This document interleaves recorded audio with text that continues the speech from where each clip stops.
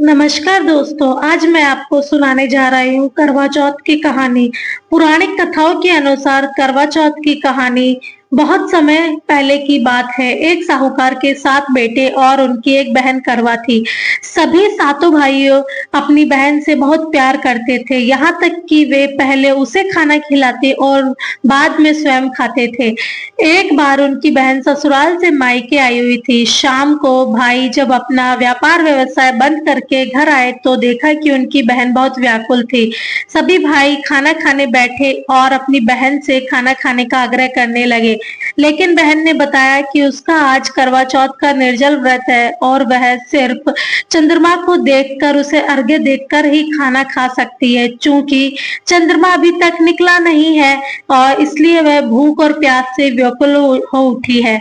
सबसे छोटे भाई को अपनी बहन की हालत देखी नहीं गई और वह दूर पीपल के पेड़ पर एक दीपक जलाकर चलनी की ओट में रख देता है। दूर से देखने पर मानो ऐसा प्रतीत होता है कि जैसे चतुर्थी का चांद उदित हो रहा हो। इसके बाद भाई अपनी बहन को बताता है कि चांद निकल आया है, तुम उसे अर्घ्य देने के बाद भोजन कर सकती हो। बहन खुशी के मारे सीढ़ियों पर चढ़कर चांद को देखती है, उसे अर्घ्य देकर खाना खाने को बैठ जाती है। वह जैसे ही पहला टुकड़ा मुंह में डालती है तो उसे छींक आ जाती है और दूसरा टुकड़ा डालती है तो उसमें बाल निकल आता है और जैसे ही तीसरा टुकड़ा मुंह में डालने की कोशिश करती है तो उसके पति की मृत्यु का समाचार उसे मिलता है। वह बौखला जाती है। उसकी भाभी उससे सच्चाई से अवगत कराती है कि उसके साथ ऐसा क्यों हुआ है। करवा चौथ का व्रत गलत तरीके से टूटने के कारण देवता उससे नाराज हो गए हैं और इसलिए उन्होंने ऐसा किया है। सच्चाई जानने के बाद करवा निश्चय करती है कि वह अपने पति का अंतिम संस्कार नहीं होने देगी और अपने सतीत्व से उसे उन्हें पुनः जीवन दिलाकर रहेगी।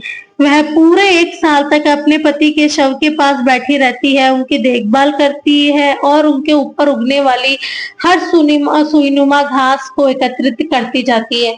1 साल बाद फिर वही करवा चौथ का दिन आता है। उसकी सभी भाभियां करवा चौथ का व्रत रखती है। जब भाभियां उससे आशीर्वाद लेने आती है तो वह प्रत्येक भाभी से यम सुई ले लो, प्रिय सुई दे दो, मुझे भी अपनी जैसी सुहागिन बना दो, ऐसा आग्रह करती है। लेकिन हर बार भाभीयों से अगली भाभी से आग्रह करने का कहकर चली जाती है। इस प्रकार जब छठे नंबर की भाभी आती है तो उसे करवा उससे भी करवा यही दोहराती है।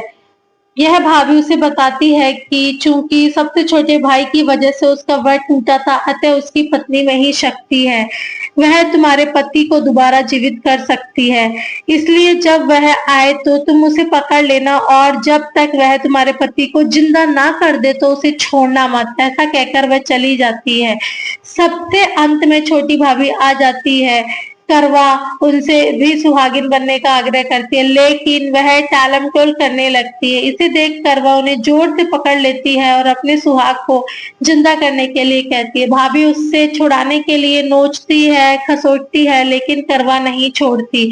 अंत में उसकी तपस्या को देख भाभी पसीज जाती है और अपनी छोटी उंगली की चीर कर उसमें से अमृत उसके पति के मुंह में डाल देती है। करवा का पति तुरंत श्री गणेश कहता हुआ बैठता है। इस प्रकार प्रभु कृपा से उसकी छोटी भाभी के माध्यम से करवा को अपना सुहाग वापस मिल जाता है। हे श्री गणेश और गौरी माँ, जिस प्रकार करवा को चिर सुनार का वरदान आपसे मिला, वैसा ही सब सुहागिनों को देना। कहता ना, सुनता ना, हुकारा भरता ना। तो दोस्तों, आपको हमारी ये कहानी अगर अच्छी लगी हो तो हमारे चैनल को जरूर ज्वाइन करें, सब्सक्राइब करें। Thank you.